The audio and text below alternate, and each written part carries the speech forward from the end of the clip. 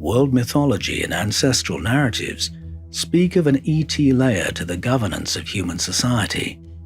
But are the Sumerian sky people, the Hebrew Elohim, the Egyptian Akhek, the Dogon's Nomos, or the Babylonian Apkallu still present?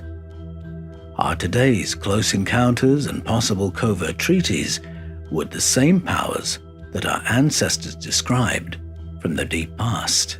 One of the things that might suggest that is the continuity of elites on planet Earth. Elite families that have been at the top of the tree of human society for a very, very long time. When I was a little boy, I was read a story called The Princess and the Pea. The point of the story is that a prince or a king or a queen cannot possibly marry and breed with an ordinary human being. This is anathema. And you listen to the royal stories of any culture around the world, they're very, very careful to maintain the purity of their bloodline so that royals never marry ordinary human beings. And in the past, this has thrown up huge problems because of a narrow gene pool. Around the time of King Henry VIII, some of the kings and queens of Europe looked very, very odd indeed because they were suffering the disadvantages of breeding within the family line. But it was the outcome of a policy that says you have to keep royal bloodlines pure, you can't breed with ordinary human beings. Well, where on earth does that come from? What it really comes from is a desire to keep power in the hands of a very few families. In 1910, a photograph was taken which included the royal heads of state of 9 independent sovereign nations: Norway, Bulgaria, Portugal, Germany and Prussia, Greece, Belgium, Spain, Denmark, and the UK. They are all members of one extended family, every one related directly or by marriage to one John William Friso. So you've got 9 countries that think they are independent sovereign nations, but they're being run by a single family. How do you make sense of that? I read a book by Jeremy Paxman that talks about the political history of Great Britain. Friends in High Places, it's called. And what Jeremy Paxman demonstrates, and he's a mainstream broadcaster, he was the anchor man for Newsnight for 30 odd years in the UK, and he demonstrates that Great Britain over 500 years went through the Reformation, had a revolution, had democratic revolutionary legislation brought in to extend the franchise to everybody, to turn Britain into a democracy, went through 2 world wars, and yet with all these huge seismic changes, it's still the same 5 families running Britain who ran it 500 years ago. How is this possible? For me, the persistence hints at the possibility that they are maintaining a power structure that was established thousands of years ago. For generations, we've been handed a version of history, neat, polished, and safe, especially for the conquerors. And we've been told that our ancestors were unintelligent and worshipped imaginary gods, and that stories of beings from the sky were superstition, and that the extraordinary is simply impossible. But when you start to look more closely, you find that those stories have been shaped, edited, and even suppressed. So often the wisdom of our ancestors has been ignored or distorted or simply misunderstood. It's been turned into religion or demeaned or deliberately destroyed. Whole canons of cultural knowledge have been deliberately buried, and along with them, a deeper understanding of who we really are. Across the world, ancient traditions tell of teachers from the sky, of expanded human consciousness, and of human potential waiting to be tapped. And that's why we've started Ancient Knowledge Academy, a community for those who sense that the official mainstream story doesn't quite add up.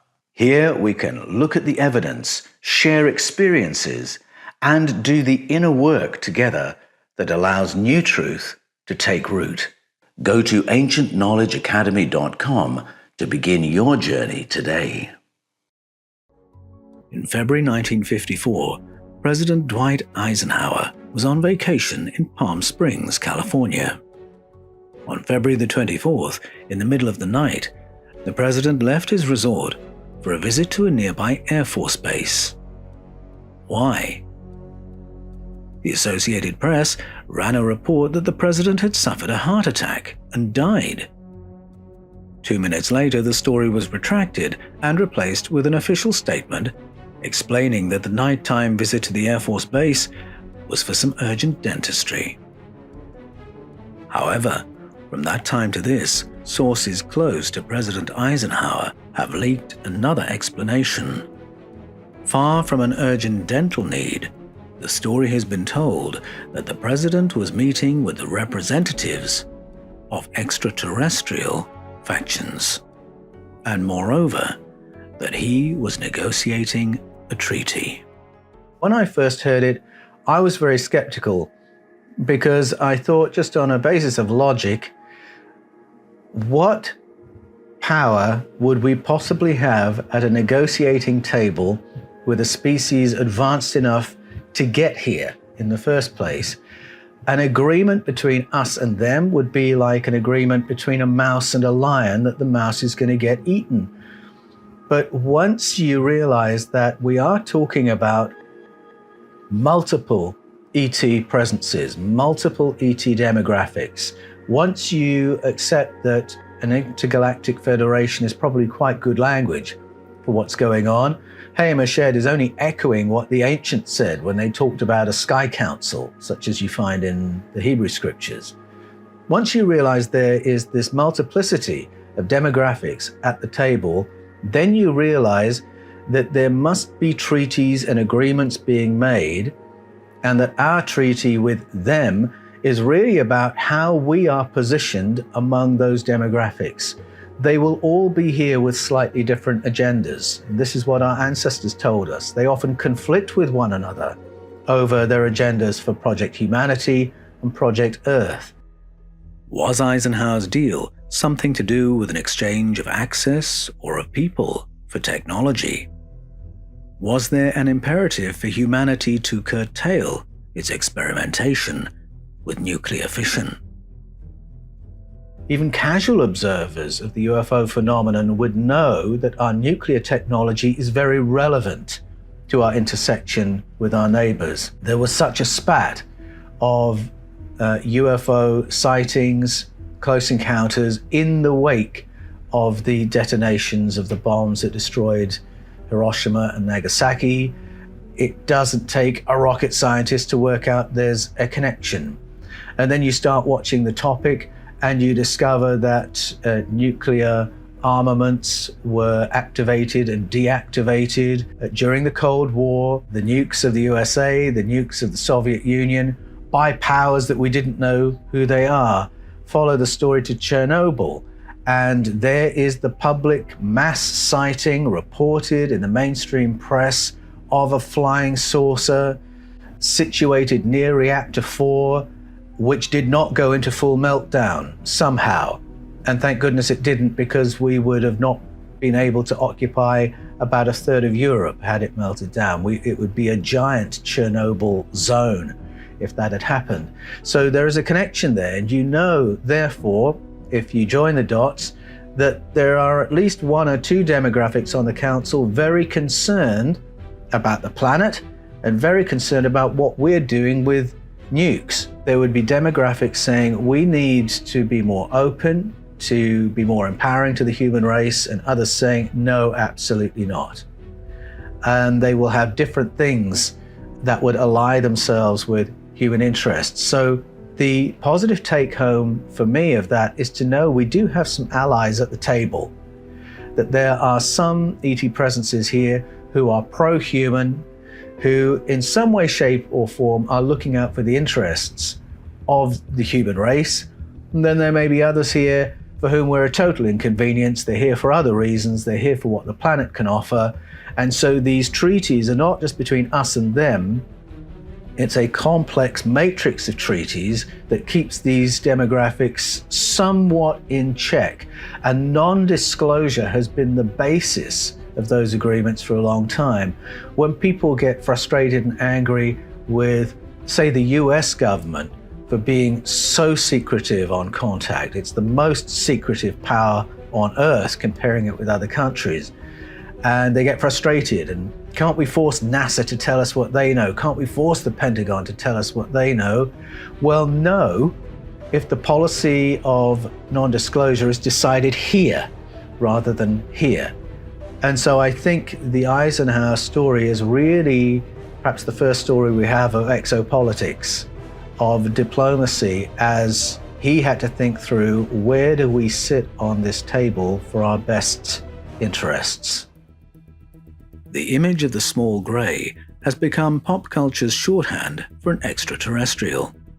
The image is in fact thousands of years old. Some who report close encounters with small greys describe a lack of emotion and suggest that these small visitors may be merely the workforce of an even more advanced species. But who are they, and what are their cosmic origins? When you listen to people's encounters with them, it does seem that some of the greys operate for others, that they are the worker bees, so to speak, of somebody else. They're sitting in some rather junior part of this federation. And some people who've had encounters with them have found, to their surprise, that they can sometimes get rid of them and take charge of them and not do what they want. That's rather intriguing, but it makes sense if they're somewhat chosen, selected, programmed, engineered to be the ones who are taking orders. But I think the greys are actually a range of entities. I think you've got some that are like that are kind of dronish, that there's no sense of any interior life or emotionality to them, is what people report who encounter them. But then there are others who look very similar, yet who have a far more layered and sophisticated way of communicating, where there is some sense of empathy, where there is some imaginative accessing of our own minds and thoughts and feelings as the encounters progress. So I think the greys, that's not just a single demographic. And we shouldn't be surprised to get into the language of engineered species once we realize that our ancestral narratives say we're an engineered species, and that we were carefully engineered to have a very particular level of consciousness. If that's what our ancestors said about us, then it's not too much of a stretch to say, well, there are other species out there who've been engineered by their cosmic cousins, and the greys would be an example of that. Just how far back do stories of genetic engineering go in the world of ancestral narratives and creation mythologies? In the beginning, God, Elohim, created the heavens and the earth was formless and empty, tohu wabohu. The deep waters were covered in darkness, and the Spirit of God, the Ruach, was hovering over the waters. And God said, "Let there be light," and there was light. Are these verses a poetic account of creation? How, in the 21st century, is this story to be interpreted? Well, it's not a story about creation, and it's not a story about God. It's the story of the Elohim, the powerful ones who came and terraformed our planet in the deep past. That word Elohim, which often gets translated as God, is a masculine plural form noun. It often takes plural form verbs, plural attributives. It demonstrates plural behaviors. Let us make the humans to look like one of us. And it demonstrates plural agendas. We have the wars of the Elohim in the Hebrew canon, this jealous conflict among the Elohim as they compete with one another for hegemony and resources. So first off, it's not a story of God, if by God we mean the source of the cosmos and everything in it. The Elohim was the Hebrew word for the sky people of the Mesopotamian stories. The Mesopotamian stories from the ancient cultures of Sumeria, Babylonia, Arcadia, and Assyria speak of the arrival on planet Earth of advanced extraterrestrial people in our deep past. These stories, curated by the world's oldest known culture, with the world's oldest body of written texts, speak of Anunnaki, sky people who colonized planet Earth, genetically modifying our hominid ancestors and governing over planet Earth for tens and hundreds of thousands of years. These Mesopotamian stories are not religious texts, nor do they speak in any length of an almighty God. They are the stories of plural, advanced beings not from Earth and not human. Enki is the commander of Project Earth. His younger brother Enlil is the commander of this region of space. Other entities, Nama, Ninhursag, Kingu, Marduk, all play their part in a story of conflicts over their agendas for our planet and our race. The stories of the Elohim, the powerful ones of the Bible, appear to be a summary form of these even more ancient recollections of sky people. The moment you put Elohim back into the plural and read these stories as the stories of the powerful ones, you realize what we have is the summary form of the Mesopotamian stories about Enlil and Enki and the sky people. So are the early narratives of Genesis creation stories, only giving the credit for that work of creation to a different kind of entity? Or is something else being recalled?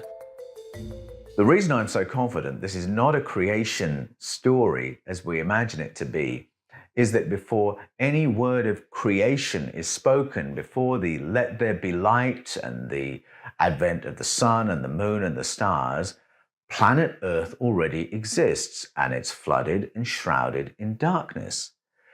Now, some would say you're over-interpreting the order of the sentences, that we've been told that in the beginning the Earth was in a chaotic state and now we're going to be told how we got there.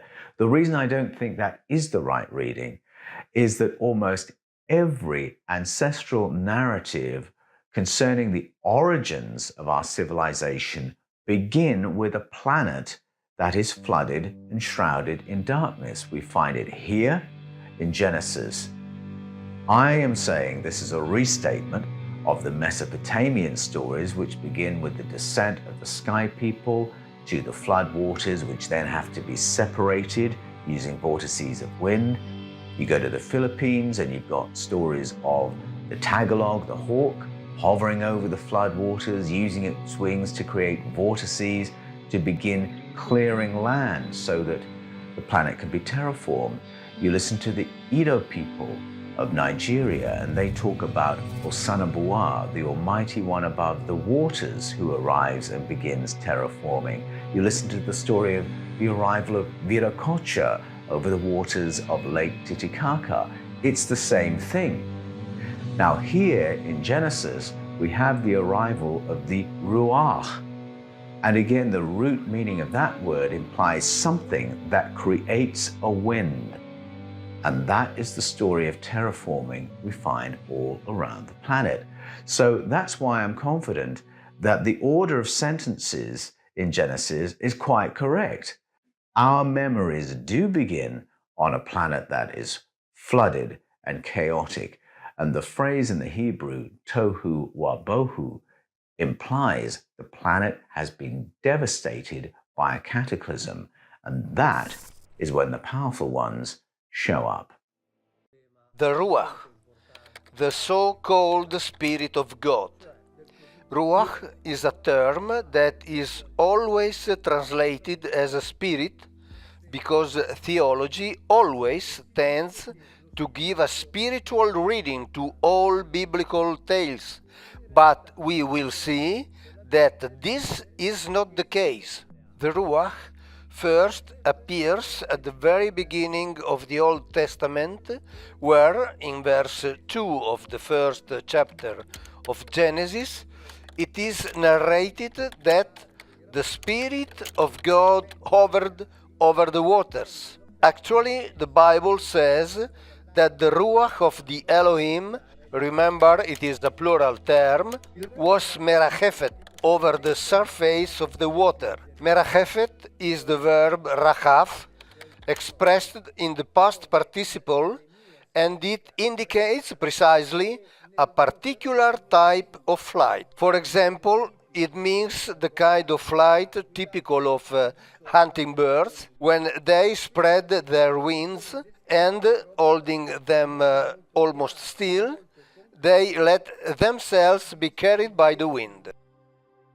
The verb rachaf is used in the Old Testament in Jeremiah and Deuteronomy, where it indicates trembling and the soaring of an eagle over its nest. So, the situation that is described in Genesis becomes very clear and concrete. The Elohim hovered over the waters using this medium that is called Ruach. Ruach means wind, the air that moves, or even something that moves in the air. Successively, its meaning evolved over time until it became spirit. This is the term that theologians and exegetes of various religions have always been using to translate Ruach. However, we will see that this choice is not necessarily correct. First, let us talk about the so-called visions of Ezekiel. The term visions is a translation of the Hebrew word mare, but even there, the interpretation given does not take into account the concreteness of the Hebrew language. The Hebrew term mare, on the other hand, indicates the concrete act of seeing something real. More precisely, we can even say that it indicates precisely that which is observed: an object, a person, a situation, a scene, an event, a phenomenon, and thus naturally also the concept of physical appearance. In essence, it refers to something that is actually seen with one's own eyes. Let's never forget that ancient Hebrew is a very, very concrete language. Now, in the previous episode Maro and I did on the word kavod, which gets translated as glory, we discovered that kavod was a piece of technology that has seats in it, that can be piloted and flown around. It makes a particular sound. It arrives in a particular way, very disruptive to the environment around it. It has textures like metal, textures like glass, and it creates great blasts of air when it moves. There's that ruach concept, the movement of air. Ezekiel describes that craft using two words interchangeably: kavod and ruach. So once again, we have a text where a ruach cannot be interpreted as breath or spirit, because in Ezekiel, the ruach is made of metal, is made of a glass-like substance, has a pilot to pilot it, has seats in it that can take passengers, which include Ezekiel, can be flown and directed. The wings respond to voice commands, and it has wheels, the omnidirectional wheel, which, if you remember, NASA has a patent on, actually uses, patent established in 1974 by Joseph Blumrich. So clearly, the Spirit of God doesn't have wheels. NASA doesn't have a patent on the Spirit of God. This usage of the word ruach is a reference to ancient technology. Now, it's worth noting that when Ezekiel uses these words, kavod and ruach, to describe this craft that arrives from the sky out of a whirlwind wind, and we'll come back to that in a moment, that he can climb into and be flown in. He uses these words, kavod and ruach, in a way that he expects his readers to understand. He expects ruach and kavod to conjure up in the minds of his readers a craft. And so that tells us that there was a body of knowledge widely held about ancient spacefaring technology, knowledge which has since been lost. And I argue in my Eden books that the knowledge was lost through mistranslation, some accidental and some possibly deliberate, as the stories of paleocontact were obscured in the Bible in the 6th century BCE, when the redactors worked over the great library of Hebrew texts to turn the Bible into a seamless story of God from beginning to end.